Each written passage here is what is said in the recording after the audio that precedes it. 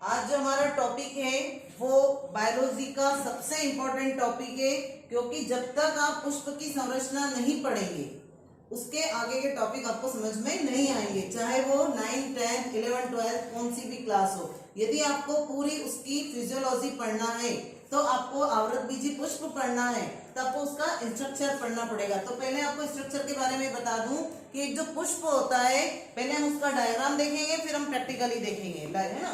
तो सबसे पहले मैं आपको बताऊं कि एक जो पुष्प होता है उसके 4 भाग होते हैं। कितने भाग होते हैं? 4।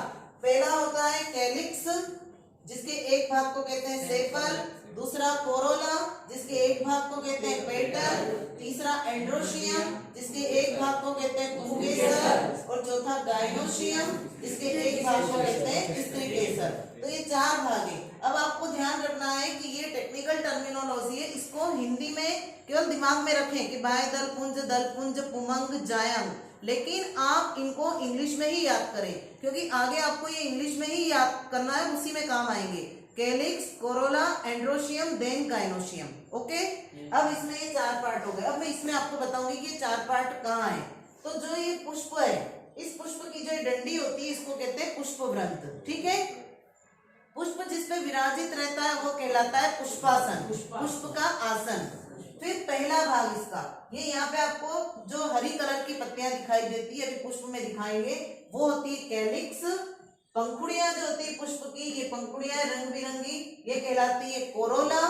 फिर उसके बाद में एंड्रोशियम जो पुष्प का नर जननांग होता है, और अंदर गाइनोशियम जो पुष्प का मादा जननांग होता है। इस तरह से पुष्प के 4 पार्ट होते हैं। पर चित्र में तो हम देखते हैं, और चित्र कैसे बनाते हैं ये भी हम देखते हैं, अभी आपको वो भी सिखाऊंगी मैं।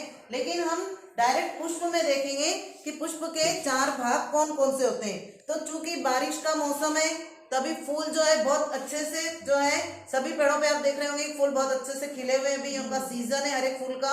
तो ये फ्लावर जो होते हैं इस समय आपको काफी अच्छे से स्पष्ट दिखाई देते हैं। तो मेरे हाथ में जो पुष्प है ये आप देख रहे होंगे, ये पुष्प है गुड़हल का।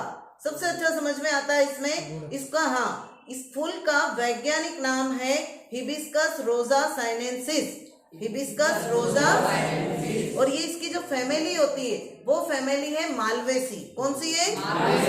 मालवेसी।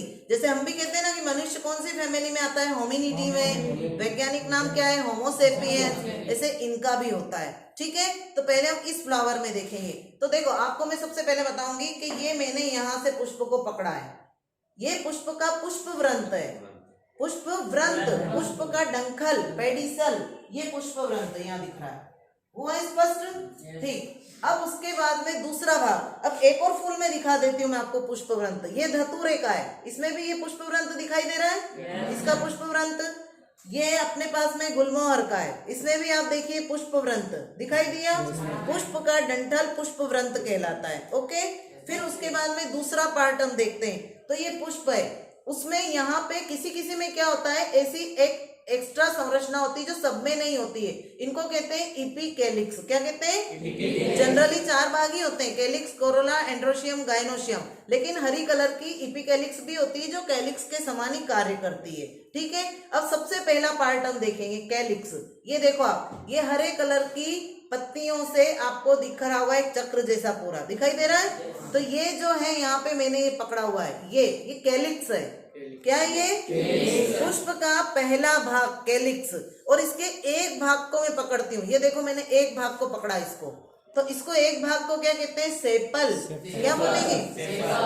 सेपल। हुआ स्पष्ट? इसका कार्य भी साथ में देखते जाएं कि इस कैलिक्स का कार्य क्या है। इस कैलिक्स का कार्य है कली अवस्था में पुष्प की रक्षा करना। कली अवस्था में पुष्प की रक्षा करना। आपने देखा होगा कि जब कली होती है तो ये पूरा ऐसे बंद रहता है, और ये कैलिक्स इसको बंद करके रखता है। इसकी वीडियो भी मैंने डाली हुई है, आप देखना कि पुष्प कैसे कली अवस्था में कैसे कैलिक्स इसकी रक्षा करता है पुष्प की, है ना। तो ये पूरा इसको ऐसे बंद करके रखता है ताकि ये परिपक्व ना हो, इससे पहले ही भौरे या कीट आके इसको नुकसान नहीं पहुंचा दे। इसे पूरा बंद करके और ये कली इसको पैक करके रखती है कली को। कौन? कैलिक्स। तो कैलिक्स सहायक अंग हो गया कि क्या कर रहा है, वो जनन में भाग नहीं ले रहा है, केवल कली अवस्था में पुष्प की क्या कर रहा है? रक्षा कर रहा है। अब आप धतूरे में भी देखिए कैलिक्स, ये धतूरा है, इस धतूरे में देखिए आप, ये दिखाई दे रही है हरी कलर की, ये कैलिक्स है, लेकिन इसके एक भाग को पकड़ा तो सेपल, सेपल, सेवफल नहीं, सेपल, ठीक है। हाँ, अब देखिए ये इसका हो गया। अब नेक्स्ट पार्ट देखेंगे हम, कोरोला, सेकंड पार्ट कोरोला। पहला कैलिक्स जिसके एक भाग को कहते हैं सेपल, कोरोला जिसके एक भाग को कहते हैं पेटल। कोरोला मतलब सामान्य भाषा में रंग बिरंगी पंखुड़ियां, पुष्प की पंखुड़ियां। तो ये देखिए आप, ये एक भाग को पकड़ा, ये दूसरा, ये तीसरा, ये चौथा और ये पांचवा। अब इस एक भाग को मैं पकड़ती हूँ, ये एक भाग को मैंने पकड़ा, ये कहलाएगा पेटल। क्या कहलाता है? पेटल। अब इसका कार्य कोई बताएगा कि इसका कार्य क्या है? रंगीन होता है ये, तो रंगीन होकर क्या कार्य करेगा? रंगीन होकर, रंग बिरंगा होकर कीटों को पर परागण की क्रिया के लिए आकर्षित करता है।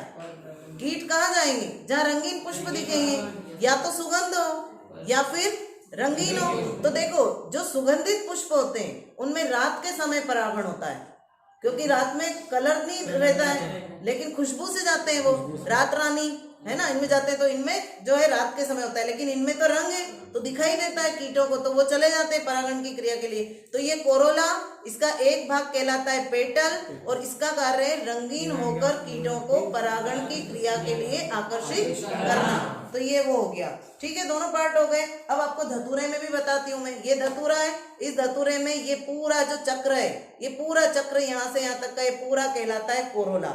लेकिन इसके एक भाग को हम देखेंगे, तो ये हमने इसका एक भाग, ये सब आपस में जुड़े हुए हैं, अभी आपको आगे ये भी पढ़ना है, ये पेटल, ठीक है। अब अगला है एंड्रोशियम। एंड्रोशियम धतूरे में बहुत अच्छा दिखाई देता है। तो ये देखिए आप, इसमें एंड्रोशियम, ये देखिएगा, ये एंड्रोशियम,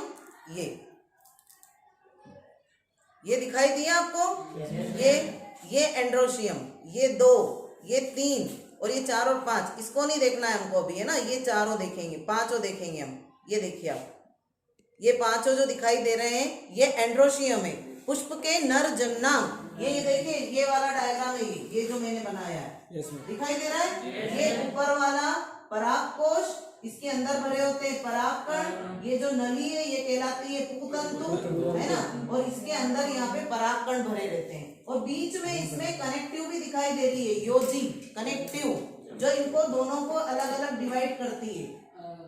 ये पुष्प का क्या लिखा है मैंने? एक पुंकेसर, मतलब ये वाला चीज। एंड्रोशियम के एक भाग को कहते हैं पुंकेसर, एक भाग को क्या कहते हैं? पुंकेसर। इंग्लिश में कहते हैं स्टेमिन, और ये यहाँ पे इसका सिंबल है, इससे प्रदर्शित करते हैं। ये हॉस्पिटल में दिखता है आपको लिखा हुआ इस तरह से, ये पुष्प का नर जननांग, और ये इसकी एक भाग की संरचना। ये सेम डिक्टो ये मैंने यहाँ पे बनाई है, ये देख लीजिए आप, ये दिखाई दे रहा आपको, दिखाई दिया ये, है ना। हाँ, ये बस ऐसा कैसा।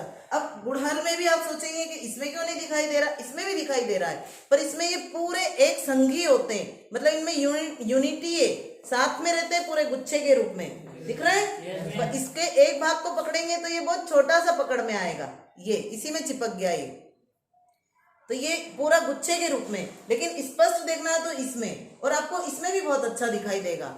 जो ये गुलमोहर का है ना, इस गुलमोहर में भी आप देखिए, ये देखिए गुलमोहर में दिखाई दिया, ये रहा, ये गुलमोहर में दिखाई दे रहा है। समझ में आ गई संरचना।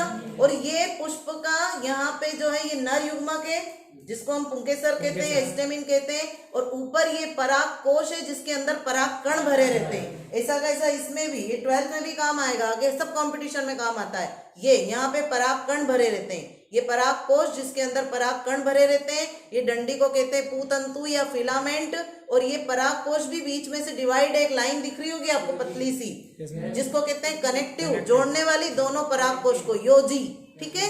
तो ये पुष्प का नर जननांग हो गया। अब बात करते हैं मादा जननांग की। तो देखिए इसमें मादा जननांग, ये यहाँ से हम पूरा इसको साफ करेंगे, और साफ करने के बाद में हमको देखिए ये इसमें इन पुंकेसरों को भी हटा दें हम, है ना। तो इनको भी हटाने के बाद में लास्ट में हमको जो दिखाई देता है वो है पुष्प का मादा जननांग। ये देखिएगा आप, ये मादा जननांग है।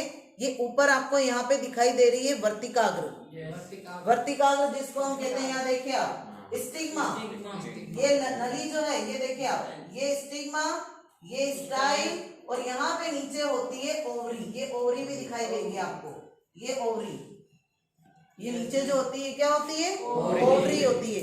ऐसी की ऐसी आप इसमें भी देख सकते हैं, धतूरे में भी आपको दिखाई देगी, है ना। ये धतूरे का पुष्प है, तो इस धतूरे में भी आप देख लीजिए कि इसमें किस तरह से दिखाई दे रहा है। तो ये मादा जन्नांग पुष्प का, कौन सा जन्नांग, आखिरी वाला जो पार्ट होता है। तो ये आप इसको इसमें बहुत अच्छे से देख लीजिए। ये देखिए आप, ये पूरा, ये ऊपर वाला स्टिग्मा, ऊपर वाला क्या है स्टिग्मा, और नीचे वाली नली पूरी स्टाइल, और ये यहाँ पे आपको फुला हुआ भाग दिख रहा है जिसको हम कहते हैं ओवरी। ये इस तरह की संरचना, ये पुष्प का फुला हुआ भाग पुष्पासन, ये यहाँ पे ये ओवरी व्हाइट कलर की, और ये पूरी यहाँ से यहाँ तक की पूरी लंबी नली है ना, हाँ, ये स्टाइल, और ऊपर जो है ये स्टिग्मा। अब आप हिंदी में इस तरह के नाम याद करेंगे, वर्तिका, अग्रवर्तिका, है ना, अंडाशय, तो आप भूल जाएंगे। लेकिन आप ऐसे याद करेंगे स्टिग्मा, स्टाइल, ओवरी। ओवरी के अंदर होता है ओव्यूल। इस ओवरी का सेक्शन काटेंगे अपन तो इसके अंदर बीजांड निकलेगा। क्या निकलेगा, और इसी के अंदर अंड कोशिका होती है, मतलब नर युग्मक, सॉरी मादा युग्मक इसी में होता है अंड कोशिका, और नर जो है वो यहाँ पे, ये परागकण से नर युग्मक बनता है, और इन दोनों के बीच निषेचन होता है। उसके बाद में क्या बनता है, जाइगोट, है ना, फिर उससे क्या बनता है, जाइगोट से युग्मनज से उससे भ्रूण, है ना, फिर उसके बाद में बीज और फल का विकास होता है। तो ये ओवरी है इस तरीके से। ऐसे ही इसमें भी बनती है, इसमें भी आप देख सकते हैं, जो गुड़हल वाला है हमारा, इसमें भी आपको ओवरी दिखाई देगी। ये देखिए, इसमें भी आप इसको खोल के अंदर से देख सकते हैं कि इसमें भी स्टिग्मा, स्टाइल, ओवरी। इसको फ्लावर का चित्र यदि आपको याद हो गया तो आगे आपको बहुत सारे क्वेश्चन याद हो जाएंगे। अब आपसे कभी कोई पूछेगा कैलिक्स का कार्य बताइए, तो क्या बताएंगे, कैलिक्स जो हरी कलर की पत्तियां बताई थी सबसे पहले, कली अवस्था में पुष्प की रक्षा करना, और कोरोला का कार्य क्या है, रंगीन होकर कीटों को परागण की क्रिया के लिए आकर्षित करना। फिर उसके बाद में एंड्रोशियम का कार्य क्या है, नर युग्मक का निर्माण करना, और गाइनोशियम का कार्य मादा युग्मक का निर्माण करना, मतलब वो जनन अंग है। कहने का मतलब ये दोनों कैलिक्स और कोरोला पुष्प के क्या हो गए, यहाँ पे याद रखना कि ये दोनों जो है कैलिक्स और कोरोला, ये सहायक अंग है। कौन से अंग हो गए, ये सहायक अंग हो गए, और ये दोनों जो हो गए ये जनन अंग हो गए।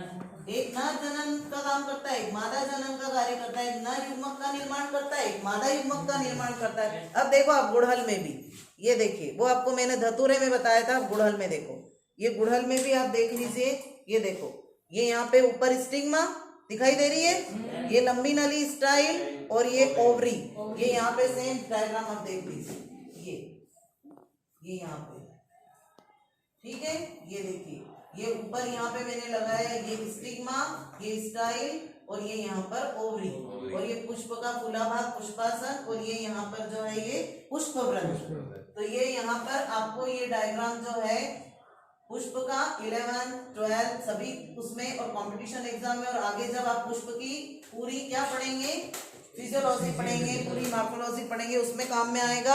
अब आपको जो है पुष्प के चारों भाग पता चल गए, जो मैंने इसमें बताया कि ये पुष्पवृंत जहाँ से हम पकड़ते हैं, ये यहाँ से जहाँ से हमने पुष्प को पकड़ा, ये पुष्पवृंत, ये फूला हुआ भाग जिसपे पुष्प विराजित रहता है पुष्पासन, ये इसका कैलिक्स, कैलिक्स मैंने आपको अभी इसमें बताया कि ये कैलिक्स, यहाँ पे आपने देखे ये हरे कलर के, ये कैलिक्स, ये कोरोला, है ना, ये यहाँ पे आपको एंड्रोशियम ये वाले, और ये ऊपर जो है ये गाइनोशियम, ये पुष्प है। तो इसका नाम जरूर याद रखना, गुड़हल, हिबिस्कस रोजा साइनेंसिस, फैमिली है मालवेसी, धतूरा, इसका नाम है धतूरा स्ट्रेमोनियम, धतूरा स्ट्रेमोनियम, फैमिली है सोलेनेसी, फैमिली कौन सी है, सोलेनेसी। ये दोनों बहुत इंपॉर्टेंट है। अब आपको मैं एक छोटा सा यहाँ पे कैसे बनाते हैं पुष्प का डायग्राम, वो मैं आपको बता देती हूँ, क्योंकि बच्चों को कई बार बनाने में दिक्कत होती है कि हम बनाएं कैसे। तो देखिए, आपको कुछ भी नहीं करना है, शॉर्ट में आप सबसे पहले आपको क्या करना है, इस तरीके से एक जो है संरचना बनाए, बीच में यहाँ पे एक लंबी नली बनाए, फिर उसके बाद में इसको उठाएं, फिर उसके बाद में यहाँ से कैलिक्स बनाए, और कैलिक्स बनाने के बाद में फुला हुआ भाग पुष्पासन बना दे। ये तो पुष्पासन हो गया। यहाँ पे बीच में ये अंडाशय के अंदर वो हो गया बीजांड। फिर उसके बाद में यहाँ से कोरोला बनाना शुरू करें। ये कोरोला बनाया। फिर यहाँ पे आप जो है क्या बनाएंगे, पुंकेसर जो पुष्प के एंड्रोशियम बना दिया। ये बीच में जो है ये गायनोशियम हो गया। ये 4 जो हो गए। कितनी जल्दी डायग्राम बना। तो आपको क्या करना है, शुरुआत ऐसी करना है कि आपका डायग्राम अच्छा व्यवस्थित सुंदर बने। आप जो है यदि शुरुआत गलत कर देंगे, बच्चे क्या होते हैं उनको बनाना नहीं आता कि हम शुरुआत कहाँ से करें। ये सहायक अंग हो गए, ये चित्र पुष्प का हो गया। यहाँ से शुरुआत करें ऐसे। सबसे पहले ये बना, फिर एक बार बता रही हूँ। फिर ये इस तरीके से लाइन लाएं, इसको एक से बढ़ाएं, ऐसे गोलाकार आकार दें थोड़ा सा, है ना। फिर उसके बाद में यहाँ से कैलिक्स बनाएं, यहाँ से कैलिक्स बनाएं। फिर उसके बाद में ये पुष्पासन बनाएं। पुष्पासन को इस तरीके से नीचे ले जाएं। ये पुष्प का आसन है जहाँ पुष्प जो है वो विराजित रहता है ना। फिर उसके बाद में जो है यहाँ पे ये इसकी पंखुड़ियां, कोरोला, ये बनाया, ये बनाया, ये बनाया। फिर यहाँ पे हम एंड्रोशियम बना दें। ये एंड्रोशियम है ना, हाँ ये एंड्रोशियम बना दिए। और उसके बाद में बीच में ये आपने गायनोशियम बनाएंगे जिसमें अंड कोशिका होती है।